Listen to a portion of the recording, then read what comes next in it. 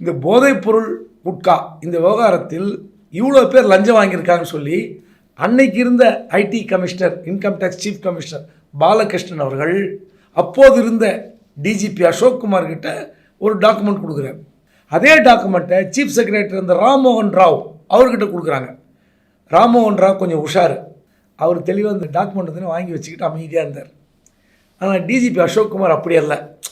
இது ஏதோ நம்ம இதுக்கு மேலே டீட்டெயில் எடுத்து இந்த அம்மா கிட்ட கொடுத்து ஒரு பெரிய பாண்டிய மன்னன் பரிசளிப்பு நிகழ்ச்சி நடத்துகிற மாதிரி தனக்கு ஒரு பெரிய பரிசு கிடைக்க போகிறது அப்படின்னு அசோக் குமார் ஐபிஎஸ் டிஜிபி இருந்தார். உணர்ச்சி வசப்பட்டு சென்னை சிட்டியில் இருக்கிற அருணாச்சலம்னு ஒரு IG, additional commissioner central crime branch, அவரை கூப்பிட்டு நீ ஃபர்தராக டாக்குமெண்ட் எடுத்து விசாரி அப்படின்ட்டார். எல்லாம் கலந்து விசாரித்து இவர் ஒரு நோட் போட்டு, அதாவது இன்கம் டேக்ஸ் ஆஃபீஸர் கொடுத்தது இல்லாமல் இவர் ஒரு நோட் போட்டு ஜெயலலிதா அவர்களுக்கு எக்ஸ்ட்ராவாக கொடுத்தார். அந்த அம்மாவுக்கு வந்ததே டென்ஷன். நீ எனக்கு டிஜிபியா இல்லை சென்ட்ரல் கவர்மெண்ட்டுக்கு வேலை பார்க்குறாளா?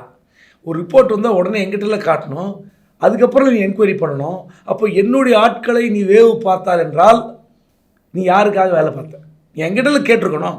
நீ பாட்டுக்கு வேவு பார்த்து ஒரு எக்ஸ்ட்ரா டாக்குமெண்ட் போடுறேன்னா இது ஒருவேளை அவர்களுக்கு தெரிந்தால் என்ன ஆகும்?